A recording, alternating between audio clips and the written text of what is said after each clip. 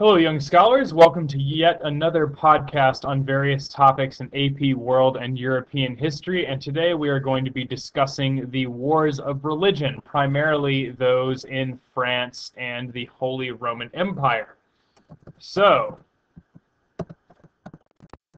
let's actually pop back up here for just a moment.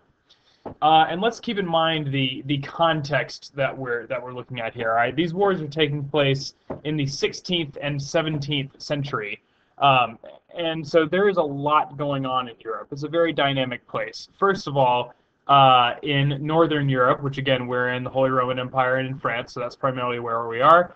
The Renaissance is in full swing. A lot of those ideas have sort of migrated up from Italy along with various merchants and artists and that sort of thing. So all the stuff that goes along with the Renaissance, the humanism, the changes to the artistic styles, the questioning of older forms of authority, older forms of doing things, those are all sort of coming along with other things like, books by guys like Niccolo Machiavelli that are suggesting this new way of looking at the political world.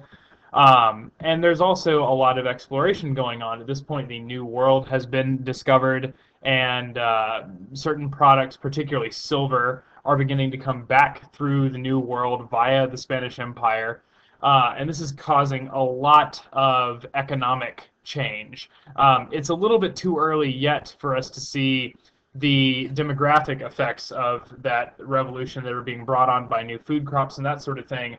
But we are seeing in this period what is called a price revolution, which is to say, as a result of the increased population in Europe after the plague and therefore increased demand, in addition to the fact that we're having these large new bodies of silver that are being extracted from mines in Mexico and Peru, the price of just about everything, including land, is going up significantly. And we'll talk about that in just a minute.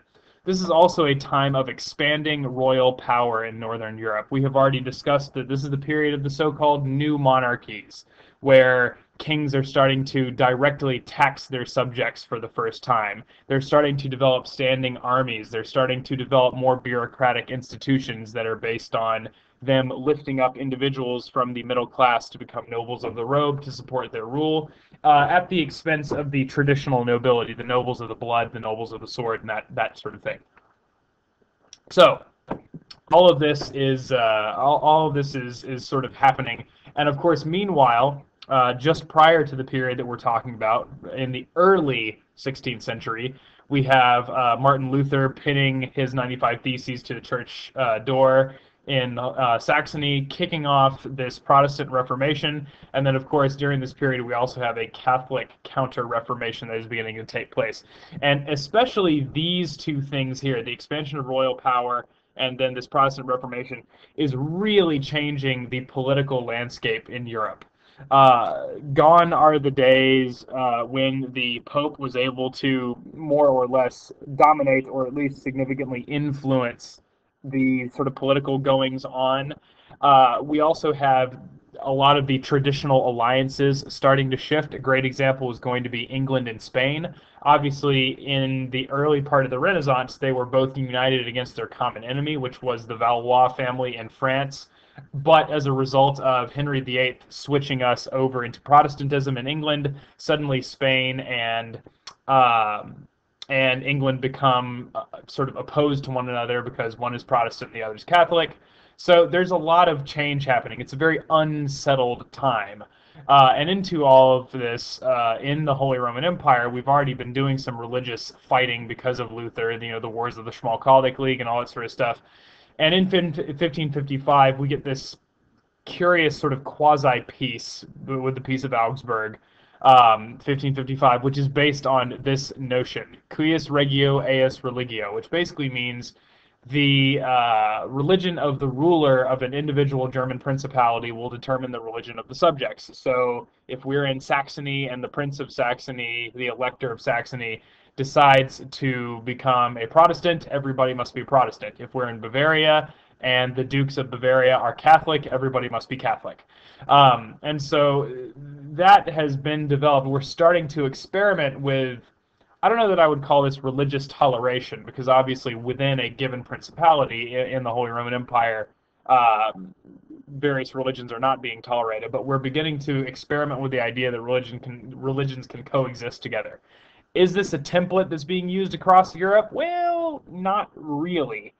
We are also going to see some wars in Switzerland, and the Swiss are going to come to an arrangement that is very similar to the Peace of Augsburg, where they're pretty much going to say, okay, you various cantons, a canton, by the way, is one of these political divisions in Switzerland. It's almost like a kind of like an independent, semi-independent city-state. If those cantons that want to be Protestant can be Protestant, and those that want to be Catholic can be Catholic, and let's all just kind of go about our business.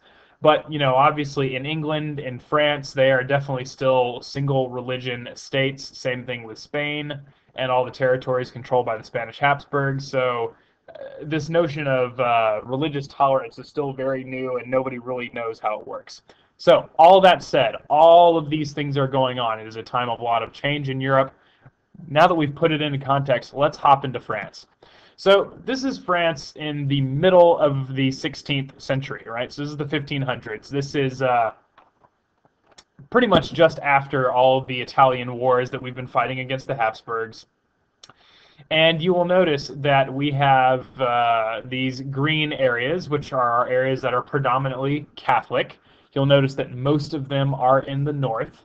And then you will notice that we have our sort of disputed areas in the, I guess, the light yellow. And then we have our areas that are predominantly Protestant in the south. And our Protestants in France are going to be Calvinist. Okay, so they're being influenced by the work of John Calvin and the stuff that he did in Geneva during the Reformation. They're going to be predominantly Calvinist, and they're going to be called Huguenots. Okay, Huguenots. That is our term for the Calvinists in France. Okay, so these are pretty much all Calvinists. Do not forget that in France we do have something of a tradition of opposition to the Roman Catholic Church. Certainly we have the notion of Gallicanism that is developed by the French monarchs with the pragmatic sanction of Bourges in 1438 after the papacy has left Avignon and gone back to Rome, and we've had our Second Great Schism, where as the power of the monarch in France grows, the monarch says, yeah, we're going to go back to appointing our own bishops and not allowing the French church to appeal to the Pope. We're going to sort of keep control of the church in-house, right? That is also being extended by the papacy to Francois I, Francis I, via the Concordat of Bologna that's signed in the early part of the 16th century. So certainly the monarchs are sort of bucking against the Catholic Church, but there's also a history, particularly in the south, of this sort of popular opposition. Remember, the southern France is where we found our Cathars in the Middle Ages, that group who actually had some doctrines that were similar to Calvin, that eventually made a little bit too much noise and got a crusade declared against them. They were declared heretics by Innocent III, and so in the early 13th century, the Albigensian Crusade is being fought to sort of destroy the Cathar influence. And I think we need to make a point here. Remember that the king is in Paris. His sphere of control has always been strongest in the north. And, you know, as he is sort of pushing his influence further south throughout the late Middle Ages and into the Renaissance, people are defying him in a number of ways. The nobles are sort of kicking back against his rule. People are objecting to the taxes, but they're also objecting to this brand of Catholicism that is coming from the king that is being sort of pushed onto these subjects. First with the Cathars, now with the Huguenots. In fact, a lot of our big nobles, some sources argue as many as 40% of our high-ranking nobles in this part of the country may have converted to Protestantism. So we have to keep in mind that unlike our society, where we tend to think of religion and politics as being relatively separated, in this world, there is no such thing. Politics and religion are in some cases the same thing. So if you are opposed to the king's politics, it is very possible you are opposed to his religion as well, and vice versa, and so forth and so on. Okay, so keep that in mind. The South always going to be an area that is culturally distinct from northern France, at least until we get into the 1700s. They're speaking a different language called Occitan, which is the reason that this area is called Languedoc, the language of Occitan, right? There is a traditional sort of otherness that's being experienced by these people, a traditional opposition to northern France. We're actually going to see that continue all the way through the French Revolution. So, before we start, we need to look at some people. We need to remember our Valois dynasty. Remember, Valois dynasty in France comes to power in the 1300s, precipitating the Hundred Years' War between England and France. And so this is our boy Francis I. We looked at him a little bit when we looked at our new monarchs. Remember, he's been fighting against Charles V in Italy. He's actually captured at the Battle of Pavia. He is also one of those guys who is expanding his bureaucracy through the sale of offices. He's taking control of ecclesiastical appointments. He brings in Leonardo da Vinci to sort of give the French art scene a shot in the arm. So he is definitely a sort of classic Renaissance monarch. Okay, now his son is Henry II. Okay, Henry II is ruling at the tail end of the Italian Wars. In fact, he is the one who eventually signs the peace with the Habsburgs in 1559 that is going to bring the Italian Wars to an end. And unfortunately, in July of that year, as he is celebrating the peace with a jousting tournament, he is actually killed in that jousting tournament. So 1559, he's dead. But we get a little bit ahead of ourselves here. Now, he is married in true Renaissance fashion to Catherine de' Medici. You will certainly recall our Medicis are our banking family from southern Italy, or not northern Italy, I guess, from Florence. They are our banking family from Florence. So this is a classic example of the way that as starting out as middle class people, they have now sort of eclipsed their origins and worked their way into the upper crusts of European society, marrying a monarch and obviously bringing with her a substantial dowry. Right, so again, sort of classic Renaissance stuff going on here. The rise of the middle class, the rise of the banks, the connection between the Medici bankers and the House of Valois. Okay, now, when Henry is leaving the throne due to his untimely death, there are a couple of other things that we need to keep in mind. We already sort of mentioned some of this earlier, right? We are about to experience an economic crisis in France. Okay, population increase after the plague is outpacing agricultural production, and again, a lot of those new crops haven't come back yet. There's this inflation that's being caused by the rising population as well as by all of this silver that is coming into Europe from Spain, and much of it then leaving and ending up in China. Not only for buying products like bread and cloth and other finished goods, but also on land. And also to pay for the wars in Italy, and also about to have to pay for the wars in France itself. Taxes are going up. This is always bad for peasants when their land is more expensive, but they're also being asked to pay more tax, right? So we have an economic crisis that is brewing, that is making an already tense sort of political and religious situation even more tense. So Henry dies in 1559. He leaves behind a number of children. He and Catherine de' Medici actually had 10 children, and about 6 or 7 of them survive into adulthood. But for our purposes, we only want to worry about these 4, okay? And they are Francis, who will be Francis II, or since we're in France, Francois II. He is going to become the new king at the age of 15, and you'll notice that he's quite young here. He's not very healthy. He's sort of sickly. And then his brothers Charles, who will eventually become Charles IX, and Henry, who will eventually become Henry III, or Henri III, and their sister Margaret of Valois. Now, the other thing we need to note is that Francois II is married. Again, even though he is quite young, he is married, and he is married to this woman who is named Mary Stuart, or Mary Queen of Scots. Mary is the Queen of Scotland in her own right. She has married Francis to achieve an alliance to sort of help protect Scotland from the English.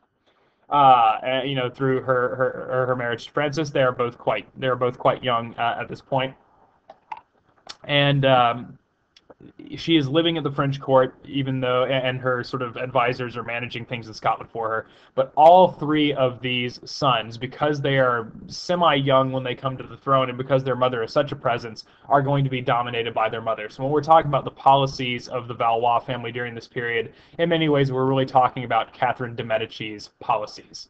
Well, so what's the situation? We talked about the fact that Henry is killed in this jousting accident, and Catherine de' Medici is sitting as regent for her sons. She is not very popular in France. She is called the shopkeeper's daughter. A lot of French nobles see her as not really from a noble enough lineage and all that sort of thing. But she's a pretty tough gal. Remember that Machiavelli's book, The Prince, is actually dedicated to her father. So she is she's no stranger to some sort of tough backroom politics. The other thing we need to keep in mind is there are several very, very important families in France, and we're actually going to sort of skip around a little quick. So first of all, we have the Valois family, who we already saw up here. They control the monarchy. They are Catholic, but they are generally moderate Catholics, and this moderate faction are going to be called the Politique. We can generally think of them as putting politics before religion. Okay, they are the ones who are going to say, you know, Protestant, Catholic, whatever, let's just all get along, let's do what's best for France. There is also in the south the Bourbon family. They are going to be Protestant. Then in the north, we have the de Guise family. They are super Catholic, and they are members of a faction called the Devots, or like the devoted ones. They are super Catholic, and basically they are of the opinion that the only good Protestant is a dead Protestant, and the only good Catholic is a Devot. If you're not sort of coming in line with them, even if you're Catholic, they don't like you.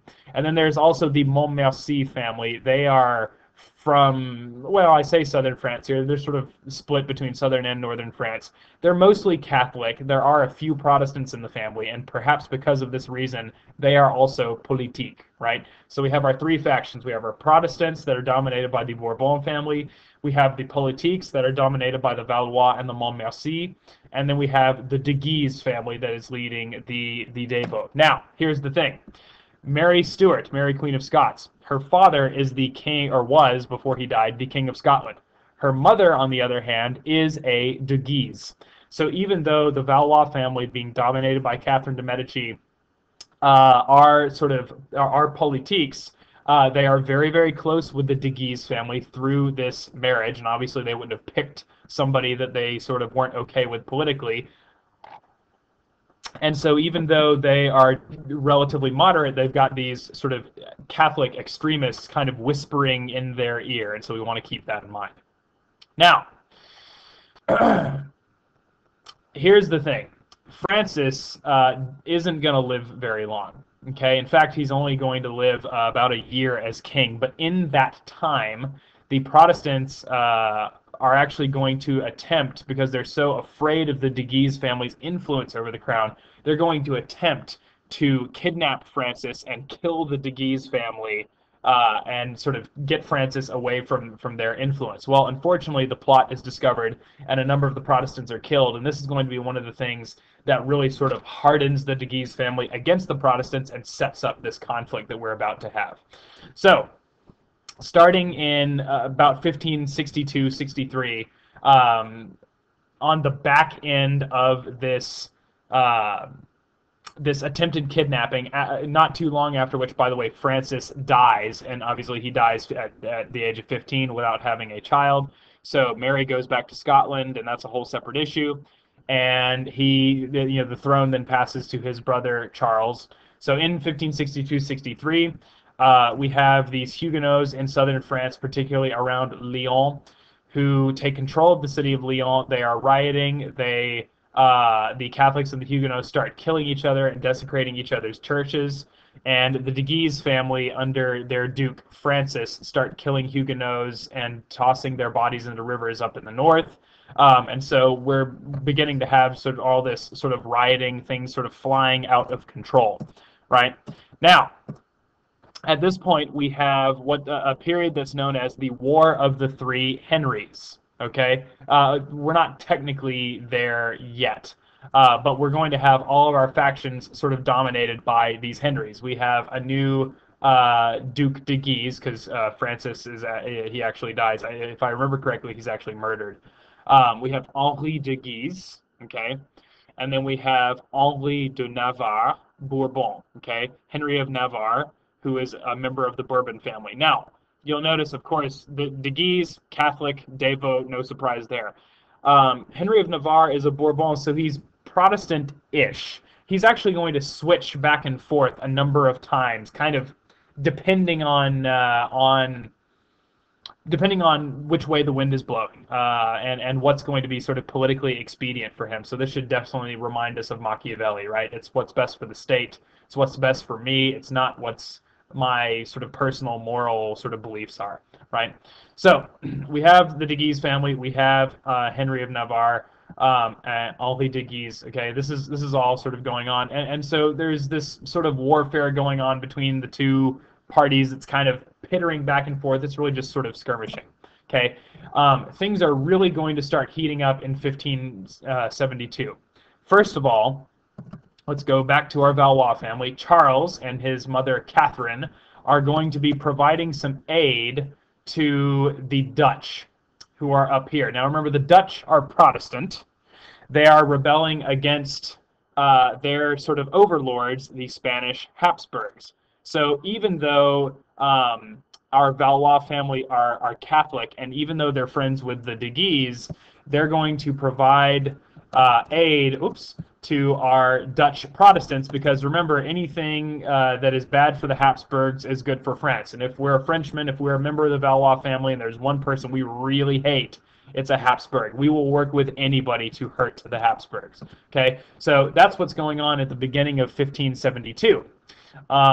However, the de Guise family is absolutely incensed that their friends, the Catholic Valois, would be providing this aid to these sort of dirty Protestants that are rebelling against their monarch. So the de Guise family actually sort of talk them into cutting that aid off after a while, which then really upsets all of the Protestants in France, all the Huguenots. So in order to sort of smooth this all over, what Catherine de' Medici says is, you know what? We've already had one brother marry a member of the de Guise family. Maybe it's time for us to sort of offer an olive branch to the Protestants and allow one of one of my children to marry into the Bourbon family. And so what they do is they arrange a marriage between Henry of Navarre and Margaret of Valois, the daughter. Okay, and this marriage is set for St. Bartholomew's Day, which is August 24th of 1572 in Paris. And so obviously this is a royal marriage, and so all of these important nobles, both Catholic and Protestant, arrive in Paris with their retainers. They start showing up for this wedding. Well, the de Guise family, unbeknownst to pretty much everybody else, there's some question as to how much Catherine de' Medici may have known about this, and her son Charles, for that matter. Some people say that it kind of got sprung on them. They didn't know. Some people say, well, they knew that something was going to happen, but they didn't realize how out of control it was going to get. And some people say, yeah, they were in it. They were plotting it with the de Guise family the whole way. Either way, the de Guise family is going to mastermind a series of assassinations, starting with a gentleman named Admiral Gaspard de Coligny, who is the head of the Montmorency family and an important Protestant. They actually take a shot at him with a gun in the street. He survives that, but they later kill him, throw him out of a window, drag him through the street, and castrate him. And basically, when that happens, all hell breaks loose in Paris, and there's this sort of general rising in which a whole bunch of Catholics take to the streets and start attacking and killing Protestants, and that's what you see here in the image. This is called the St. Bartholomew's Day Massacre, and this is in 1572. Now, interestingly enough, Henry of Navarre does manage to get married to Margaret and manages to escape, right? And remember, one of our classic rules of world history, or of European history rather, is never leave an heir alive. Maybe we should say never leave the leader of the other faction alive, and make that sort of a caveat. But we do know that thousands and thousands of Protestants in and around Paris over the course of the next few days are killed. It is a huge, huge riot that goes completely out of control. Even the de Guise family, I'm not sure, meant for it to get that big. But they hated the Protestants, so they were sure happy when it all sort of worked out that way. In fact, when news reached the papacy, the Pope had a special massive celebration sung for the death of all of these Protestants. The Protestants, of course, meanwhile, are going to retreat into southwestern France, which you remember is sort of their stronghold, if you will. Henry of Navarre, of course, from this area down here, and they're going to be sort of spending their time trying to regroup. Well, in 1574, Charles IX, let's go back, Charles IX dies, so now we're 2 brothers down. We've only got 1 left. And our 3rd brother, Henri III, Henry III, is going to take the throne. And now we have the War of the 3 Henrys. We have these 3 factions that are dominated by Henri III, who's dominating the Valois faction, the politique. We have Henri de Guise, who is the head of the de Guise family, who's dominating the Devaux. And we have Henri de Navarre, the Bourbon, who is dominating the Protestant faction. Incidentally, the head of the Montmorency family at this time is also named Henri. It's also named Henry. So maybe we ought to be calling it the War of the 4 Henrys. But it's called the War of the 3 Henrys, and there we go. Incidentally, Henri III is also supposedly, depending on what sources you look at, a cross-dresser. So he's sort of an interesting guy. The other thing we need to keep in mind is, you remember we discussed the fact that in France in this period we've got this this sort of economic crisis that's happening, and we should keep in mind the fact that all of this sort of internal fighting and strife is only making all of that worse. Okay, so we have, during this period, we have our 3 factions. Several times during all of this this infighting, the War of the 3 Henrys, Henri Bourbon is actually going to switch sides a couple of times. He's a Huguenot, then he's a Catholic. He's a Huguenot, he's a Catholic, he's a Huguenot, he's a Catholic. And the other thing that's going to happen is Philip II of Spain, who you remember is son of Charles V and a Habsburg, is actually going to establish with the de Guise family what's called the Catholic League. And he is going to be providing support to the Catholics in this fighting, not only in the form of sort of money, but also in the form of soldiers. So there are Spanish soldiers fighting for a private individual in France that's not sort of approved by the monarchy against these Protestants. So it's a really tricky, really nasty situation, and it's made even trickier by the fact that all of these Henrys grew up together as kids, right? They're all from wealthy families. They all sort of attended the same parties, and all their parents were at court and all that sort of stuff. So, characteristics of this War of the 3 Henrys. A couple of things we want to know. Henri III is also going to be sort of bouncing back and forth between sides depending on what's good for him, because he's not crazy about the Protestants, but he's also not crazy about the fact that the de Guise family is bringing in this Habsburg army. Henry of Navarre is actually excommunicated twice, ironically enough, without having been recommunicated. So apparently the Pope thought that once just wasn't enough to really get the point across. And there's also a lot of propaganda being used. Remember, this is the Renaissance, so we now have a printing press, and so Henri de Guise is having pamphlets published saying how bad Henri de Navarre is. Henri de Navarre is publishing pamphlets saying that Henri de Guise is a traitor for bringing in all of these Spanish troops and so forth and so on. Now, 1588. Well, correction, 1587. Things are going to sort of heat back up. You remember our friend Mary Queen of Scots, who was a de Guise and had been married to Francis. Well, she's gone back to Scotland, but unfortunately she ran into some trouble, and she ended up having to flee into England, and she was imprisoned by Elizabeth I. While she is there, she is accused of several plots against Queen Elizabeth's life, and so in 1587 she is executed. And the Habsburgs in Spain under Philip II immediately declare, you know what, Elizabeth I is a Protestant. She has killed a fellow monarch. She is a heretic. She's got to be stopped. And we're going to launch this big sort of crusade against England to depose Elizabeth and put a good Catholic on the throne. Now, the de Guise family comes to Paris, and they demand that that Catherine de' Medici and Henri Trois, pardon me, put their support behind this Habsburg invasion of England, because of course, remember, for the de Guise family, Mary is part of their family. She is a relative. She is a de Guise on her mother's side. And when Henri Trois and Catherine de' Medici sort of refuse, they actually defeat Henry's troops and very briefly attempt to remove Henri Trois from the throne and replace him with Henri de Guise. So the de Guise family tries to take control of the throne. Before that can all go down, Henry III, Henri Trois, has Henri de Guise assassinated.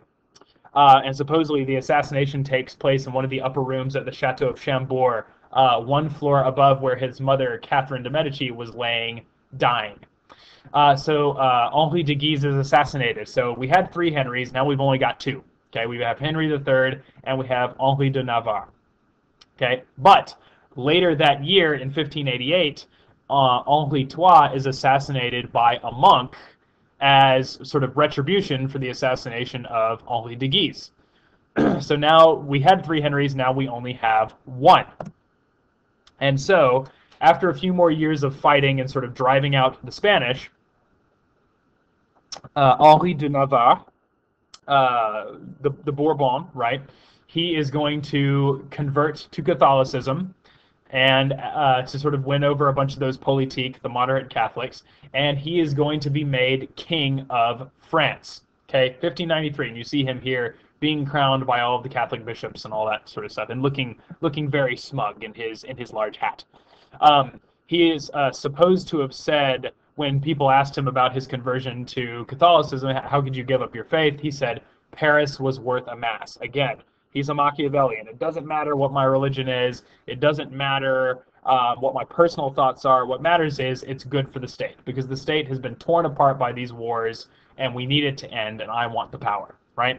So he is going to attempt to restore order now that he is king. First of all, he signs a peace treaty with Philip II, so we get the Spanish out. The last of the Catholic League troops surrender after a couple of years, so we've got to sort of stitch France back together. And he has this policy that he says, we're going to start by fixing the economy, because remember, the economy has just been trashed this whole time, and we're going to have a chicken in every pot, which if you're a peasant who almost never got to eat chicken, that's a pretty appealing idea. Now, his wife, Margaret of Valois, by this time has died, so he takes a second wife, another Medici, Marie de Medici, right? And again, why does he take this wife? Well, because she comes with a big fat dowry that he can use to sort of pay for various things. A lot of infrastructure development, roads, canals, that kind of stuff. He's also going to, because he has all this money coming in from Mary de Medici's dowry, he's able to reduce tax on the peasants, and he starts paying off his debts, which is all being managed, by the way, by his finance minister, the Duc de Sully. And keep in mind, of course, that this is in marked contrast to what we see going on in Habsburg Spain, where Philip II is just defaulting on his debts over and over and over. So whereas Spain is not handling these economic crises well and sort of backsliding into insolvency, France under Henry IV is really getting its act together. They're also starting to colonize the New World. And he is really adopting the attitude of the politique, and that's becoming the driving force in France. You know what, guys? We tried killing each other. It didn't work. It really doesn't matter who's Catholic and who's Protestant. Let's do what's best for France. Okay, and that's sort of the driving thing here. Now, that is not to say that Henry was universally popular. He survived 9 assassination attempts before the 10th one finally got him. You know, he refused to call the Estates General, which, remember, is that those representatives of the 3 estates of France who were supposed to be kind of like Parliament in England. They were supposed to be this sort of advisory and legislative body. He refuses to call them. He's continuing to take more power for the monarchy, which some people aren't aren't happy about. He's also continuing to support Protestant rebels in Germany and the Netherlands against the Habsburgs because, of course, he is. And so, he's not universally popular. The last thing he's going to do to try and sort of end these wars of religion is in 1598 he's going to pass the Edict of Nantes. And the Edict of Nantes says, okay, Catholicism is still the official state religion, but Protestants have the freedom to worship. They can worship openly wherever they want. They are also allowed to maintain their own forts and militias, and in some cases they can even have their own court system. So he creates for the Protestants what some historians call a state within a state. They're almost kind of doing their own thing. And so that's going to settle the question temporarily. That's not really going to be the end of it, though. There will be some more issues under Henry's son, Louis XIII, and his minister, his chief minister, who is Cardinal Richelieu. And obviously he's a cardinal, he's very closely connected to the Catholic Church, so there is going to be some blowback against the Protestants here. But at least for the moment, Edict of Nantes, 1598, Paris was worth a mass. Henry of Navarre becomes Henry IV, Henri IV, and we have an end to the religious wars. Okay, now let's move on to the 30 Years' War, which is going to take place in the Holy Roman Empire. And let's keep in mind that just as we saw with our wars in France, where it wasn't just about religion, it was also about the domination of the monarchy, and it was about geography, and it was about the economy and all these other things. Same thing is going to be true in the Holy Roman Empire. So, a couple of things to keep in mind. Holy Roman Empire is being dominated by the Habsburgs, starting with Charles V. Charles V, of course, has been fighting Francois Ier in Italy. He eventually sacked Rome. He's also fighting the Ottomans on the eastern borders of the empire. If I could find us a map. Yes, over here, right? And the Ottomans have been taking advantage of the sort of struggles that are going on in Europe to sort of expand their holdings. They also have an alliance with the French. And then, of course, Charles is fighting these Lutherans during the early part of the 1500s in these Wars of the Schmalkaldic League, which is quite a mouthful, right? But ultimately, he is going to abdicate in favor of his brother Ferdinand in the Holy Roman Empire, and he's going to give Spain to his son, Philip. And they're going to pass that Peace of Augsburg, Cuius Regio Eius Religio, which says, okay, if your ruler is Lutheran, then you're going to be Lutheran. If your ruler is Catholic, you're going to be Catholic. Now, of course, this leaves out the Calvinists entirely. They were seen as too extreme by both the Lutherans and the Catholics, for the most part, right? So we do have this sort of semi-tolerant religious settlement. Now, there are also going to be some further treaties, the Peace of Vienna in 1606, the Letter of Majesty in 1609, that are going to grant some religious toleration to some of these minorities that are living in the Holy Roman Empire, some of the Turkic peoples that are sort of subsequently conquered by the Habsburgs, Lutherans, Hussites, so forth and so on. Notice that the Calvinists are still being sort of left out, right? Now, unfortunately, new Holy Roman Emperor comes to the throne. This is Ferdinand II, and in 1618, he is going to try to make some changes. Now, we need to keep in mind, let's go look at our map of the Holy Roman Empire for a second.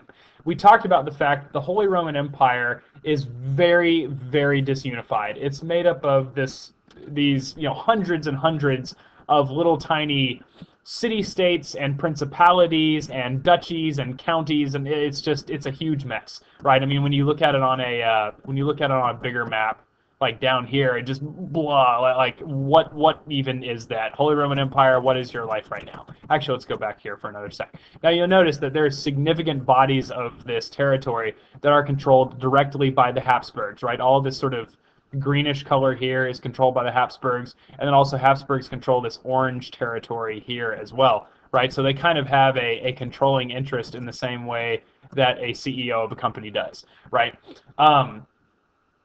But it's very, very disunified. It's very hard to get people to agree to anything because remember, this is an elected monarchy, right? So the Holy Roman Emperor is in some cases sort of beholden to the imperial diet, right? That gathering of all the various princes and so forth. And we've already seen with the wars of the Schmalkaldic League that even somebody as powerful as Charles V can't necessarily subdue this whole territory, right?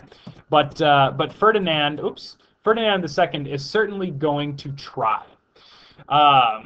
He is going to basically say, okay, look, now that I am the Holy Roman Emperor, I am going to start applying the Peace of Augsburg a little more stringently. So if we look over here, he becomes he basically gets a hold of a controlling interest in Bohemia, Silesia, and Moravia through marriage. These areas had traditionally, since the Peace of Augsburg, been Protestant, and he's going to say, well, now hold on.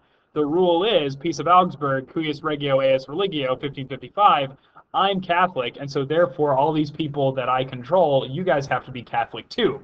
And so he sends some of his messengers, his imperial sort of bureaucrats, into Prague, which is the capital of Bohemia. This would be the modern-day Czech Republic. And he says, listen, you guys are going to have to stop doing all of these Protestant things. You're going to have to start doing some Catholic things. And people get so angry that they defenestrate the officials, which is they toss them out of the window. And so this is called the defenestration of Prague in 1618. Actually, technically, it's the second defenestration of Prague. There's another one we don't care about. Okay, and in fact, if we go back up, here is the window right here. This is the one that they were so unceremoniously thrown out of. You see it here, along with St. Stephen's Cathedral in the background, and or no, St. Stephen's. I don't know. I don't remember. It may be St. Wenceslas. Anyway, so here's the window next to sort of the Habsburg Palace and all that sort of stuff. So these Protestants toss the two Catholic officials out of the window. They do not die, even though it's a fourth-story window. The Catholics claim that right before they hit the ground that they were caught by some angels who saved them, and that it was sort of God's divine intervention. The Protestants claim that they just landed in a pile of manure, but either way, this sort of rejection of the emperor's officials is going to lead to war. And these Bohemian Protestants are going to say, you know what, that's it, we are going to resist the emperor, okay? This is, by the way, is some shots of the view out of the window that I took last time I was there. It's a lovely town, Prague. I highly recommend that you go there if you get a chance. Also, this is a woodcut showing the defenestration. No! Okay, so remember, this is going to be true on both the Protestant and the Catholic side in the 30 Years' War. Our individual German states are not going to be really strong enough to finish the job and dominate each other, so they're always looking for allies. Okay, and to that end, here's what's going to happen.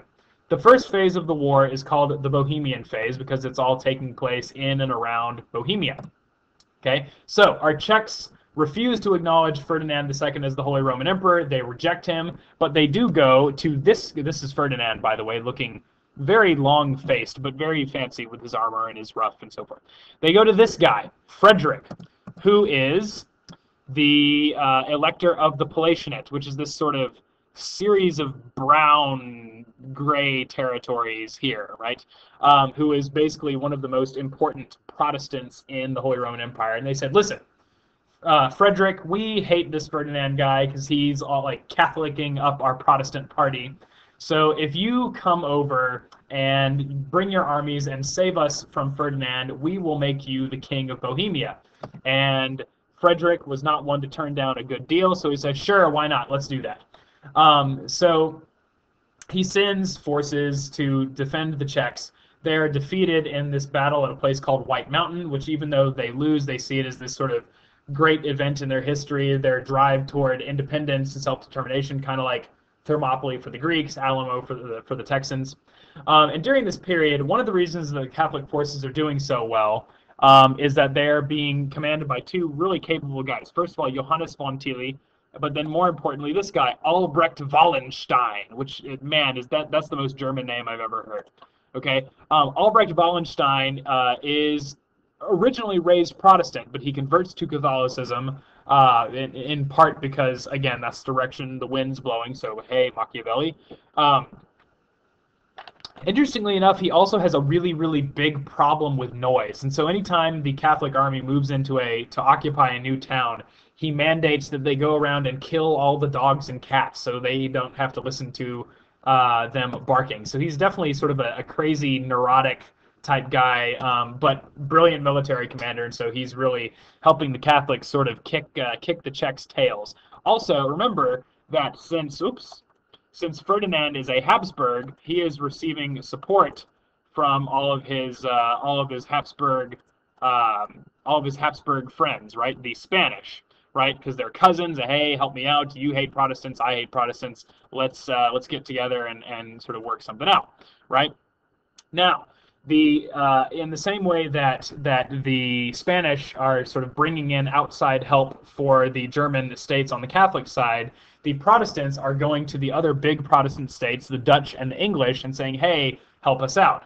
Unfortunately, the Dutch and the English really can't get involved. The Dutch are busy fighting for their own independence from the Spanish Habsburgs in what is called the 80 Years' War, which is currently going on. So they're like, hey, listen, we got our own problems with Catholics over here. And the English are busy trying to work their way into a marriage with the Spanish Habsburg. Because again, even though they're Catholic, who do we really hate if we're the English? We hate the French, right? And so we want to get back that Spanish alliance against the French. And so they're saying, yeah, we'd love to help you, but here's the thing. You're fighting the Spanish. We want to marry the Spanish, so we're going to have to stay out of it. So, again, German states always looking for friends. So now our German Protestants are going to go to Denmark. And they're going to go to King Christian of Denmark. And they're going to say, hey, help us out, right? We had some good moments during the Bohemian phase. In fact, at one point, they actually managed to lay siege to Vienna, which is the sort of capital of Habsburg, Austria.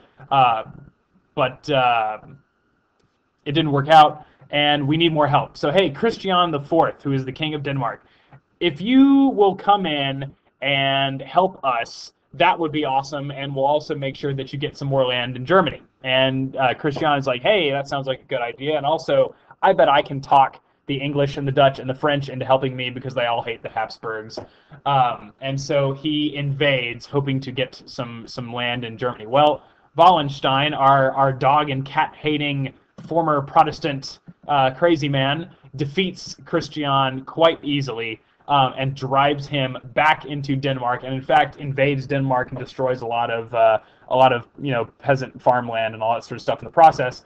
And so in 1629 there is a Treaty of Lubeck where Denmark basically says, yeah, okay, we're done here. At this point, Ferdinand II is like, okay, I've won. That's it. The war is over. There's nobody else for you guys to turn to. So he passes what is called the Edict of Restitution.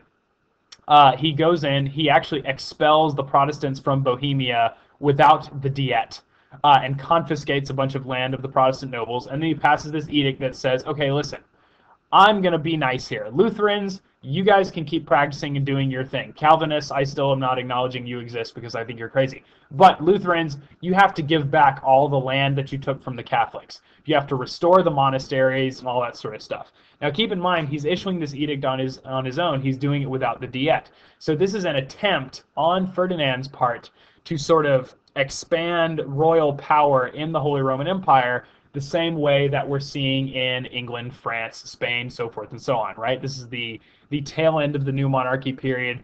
The Habsburgs, the Austrian Habsburgs, very much want to see the Holy Roman Empire turn into a solid, centralized state, right? And controlling religion, controlling politics are both ways for them to do that. So let's keep in mind that this is fitting that pattern. Well, the Protestants don't much care for the fact that they're being excluded from the Diet, they're being kicked out of Bohemia, they're being forced to give all this stuff back. So we need to find more friends. And now we find the Swedes, right? Our Swedish phase, and in fact, I'm going to go ahead and make this change real quick if you don't mind, because I forgot the thing. Our Swedish phase is going to go from 1629 to 1635. Okay, so they're going to call up the Swedish king, whose name is Gustavus Adolphus, and here he is on his horse, looking very dapper with a very pointed beard. right? And in fact, even his horse looks really into this. Is like, man, I look good right now. So, Gustavus Adolphus, who, by the way, is being funded by the French, at this point, this is Louis XIII, Louis XIII, who is providing him 100,000 livres, which is kind of like the French version of the pound, every year to sort of continue the war. Gustavus Adolphus comes in to the German states with an enormous army of somewhere around 175,000, which is the largest army we've seen in Europe since the Romans. He is actually going to start in Brandenburg, which is up here near Berlin, and he's going to start working his way south, right? Because most of our Protestants are up here. So he comes in, he starts pushing the Catholics out, and then forcing his way down into these Catholic territories down in Bavaria, right? Now, he has a lot of big wins here, okay? He's changed his tactics. In fact, if you see in the picture, you'll notice that we're forming, instead of like these big sort of squares that were popular before, we're in these long, like sort of columns of men that are a few rows deep. And the idea is, now that we're all using guns, if everybody's stacked up in a square, only the guys in the first few lines can actually fire at the enemy. Now, if we've got these long, thin lines that are sort of running like this, we're facing more surface area towards the enemy, which means more of our guns are firing at them at any given time. Okay, so he starts working his way through, and we're fighting, and we're fighting, and we're fighting, right? And the Catholics, who had actually kicked Wallenstein out for sort of being too crazy and causing too much destruction, they bring him back in 1632 because they're like, holy crap, Gustavus Adolphus is just pounding us here. We're really getting messed up. In fact, at one point he's about to sack the city of Munich, and he manages the people of Munich managed to talk him out of it when they offered to pay his army something like 15,000 kegs of beer. Munich, obviously, today still very famous for its beer, you know, Oktoberfest and all that sort of stuff. Okay, so they bring back Wallenstein. So it's Wallenstein versus Gustavus Adolphus, which is also a super awesome name. Unfortunately, Gustavus Adolphus dies in a winter battle in 1634, and shortly thereafter, Wallenstein is assassinated because, like, well, now that we've beaten Gustavus Adolphus, we can't leave this crazy guy around anymore. And about that time, a new Spanish army arrives in the region to help sort of mop up, right? You remember the Spanish control large parts of Italy, so they could actually sort of, you see the green line here, they marched their army up through the Alps into what is today Austria and southern Germany, and then sort of fight their way up through these Protestant areas, right? And on the way, we'll swing up and sort of keep working on those Dutch guys that we hate so much. And so again, they're like, all right, sweet, we finally won the war. But no! Now we're going to have the French phase. So the French, who are getting increasingly nervous about the fact that it looks like the Habsburgs are going to win, and remember, we hate the Habsburgs, they declare war on Spain. This is Louis XIII, also known as Louis XIII, and his minister, Cardinal Richelieu, who you see pictured down here at the Siege of La Rochelle. Now remember, they're fighting Protestants in their own country. Louis XIII is actually going to revoke the Edict of Nantes that was passed by his father. So he's fighting the Protestants in his own country, but he's helping the Protestants in Germany, and that's like really a sign of how much he just hates these Habsburgs. And, you know, because the French have been just sort of sitting back, letting everybody else tire themselves out for the last 20-something years, when they come in, they are really going to start wringing some heads. They are going to defeat the Habsburgs in Saxony. They're going to ally with the Dutch and the Swedes. They're going to also start fighting the Spanish Habsburgs in the Netherlands and on the border with Spain. And, you know, and again, France, one of the biggest, most powerful nations in Europe.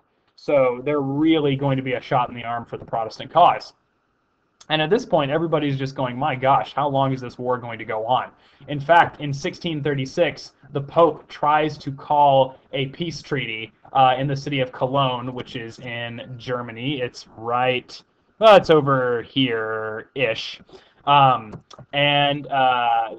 He calls the conference for 1636, and nobody shows up, which is really a sign of how Machiavellian the politics have become and how much the Pope is just sort of being ignored, and, you know, nobody really cares what he has to say, right? So it's actually going to be 1643 before we meaningfully come to the negotiating table to work out the peace. And it takes so long for a couple of reasons. First of all, the French are winning, so they actually kind of try and stretch the peace conference on, kind of to see how much they can get so they can get a more favorable peace settlement. And then two, remember, there are a lot of people involved here. A lot of people are involved in this fighting. We've got all these German states. We've got the Swedes. We've got the Dutch. We've got the Spanish, the French, the Austrian Habsburgs, people from Italy, all this sort of stuff. So just to get everybody in the same room, like to send the messages out and have everybody show up is going to take like a couple of years.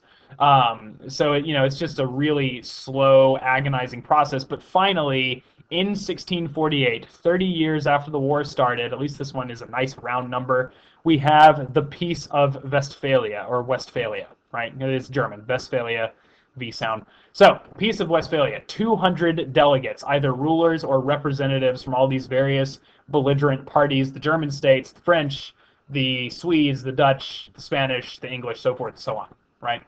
So, this is big, guys. This is a major international treaty. Remember, we had that notion back in 1454 with the Peace of Lodi that all of these parties are going to come together and sort of like talk things out and work it out. They're going to all sign the treaty instead of like each individual country trying to make a treaty together. So this is a big deal. This is an extension of that notion of balance of power that we want to prevent any one group from getting too strong.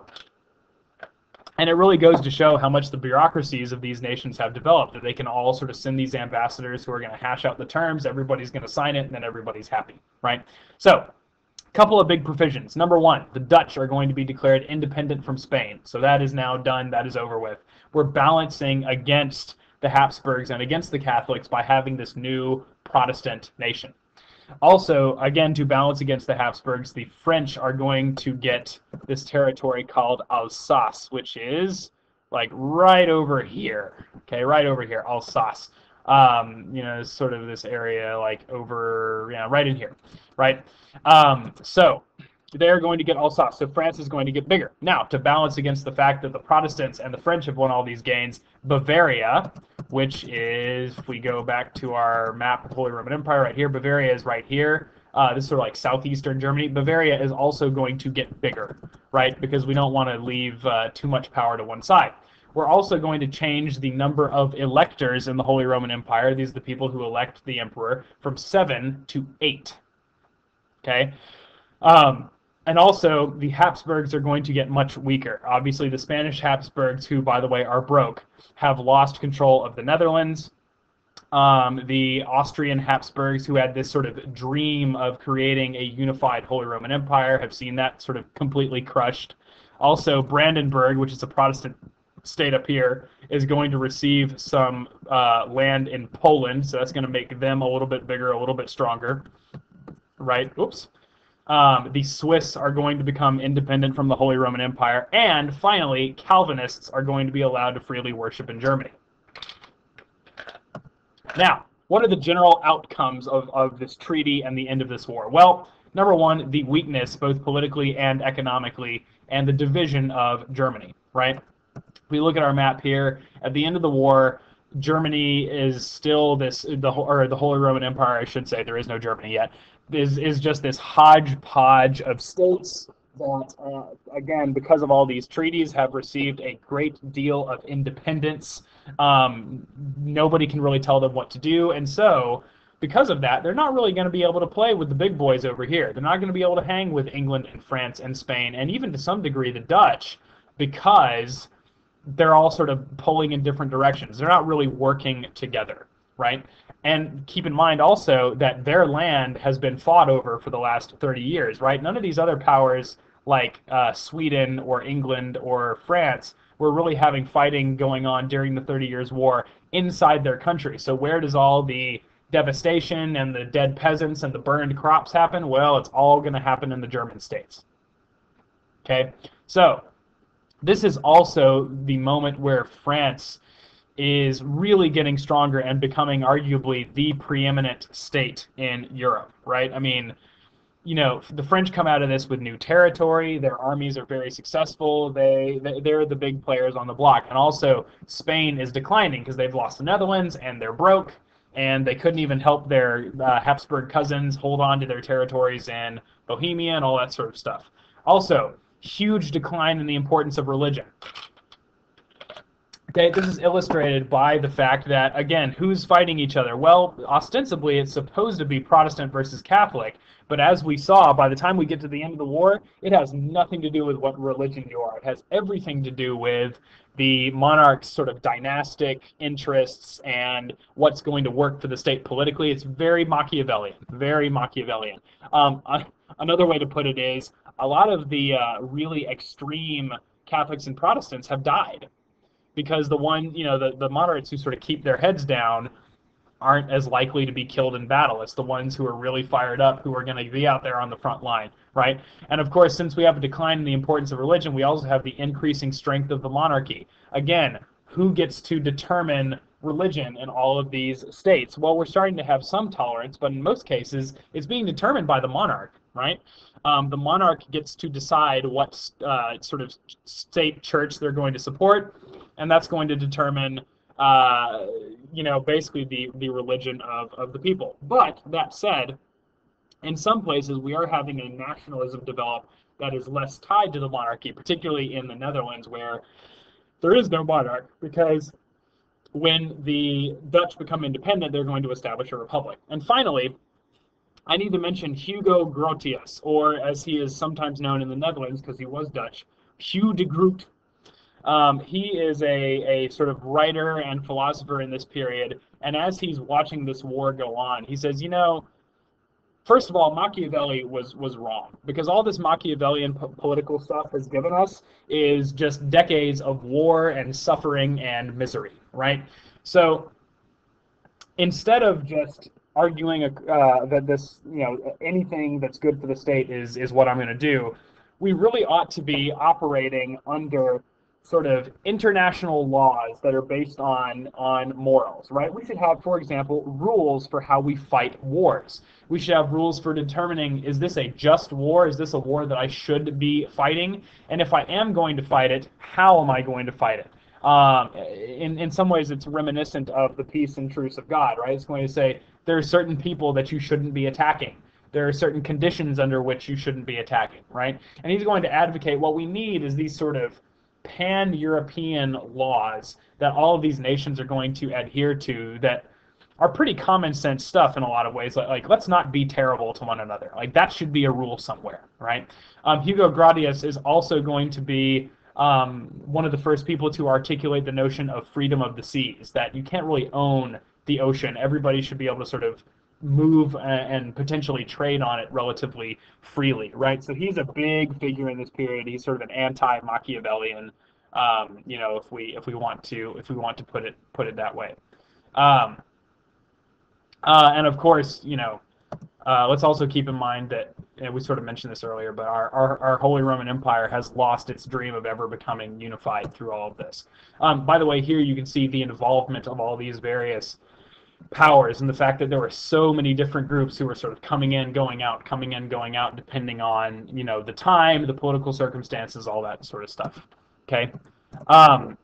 The last thing, well, two last things that I'll mention there are sort of general military results of all this stuff.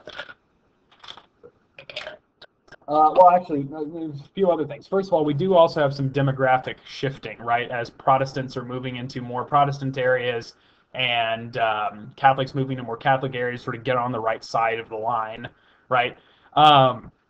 Also, war is getting nastier in a lot of ways. Guns are making it easier for people to kill one another, but these guns aren't necessarily very good. So sometimes they lead to more just sort of maiming and injury than they actually do death. And again, because all these big states are getting involved, the armies are getting bigger. And so we're going to see a lot of death, a lot of destruction. We're going to see these enormous, enormous armies, right? I mean, we talked about like Gustavus Adolphus has 175,000 men at his command. And also, it's going to cause enormous destruction, right? Here is a an image of the Holy Roman Empire during the period right after the war. And this represents population loss. So the sort of slightly darker brown or tan places where they lost 33% of the population, 1/3.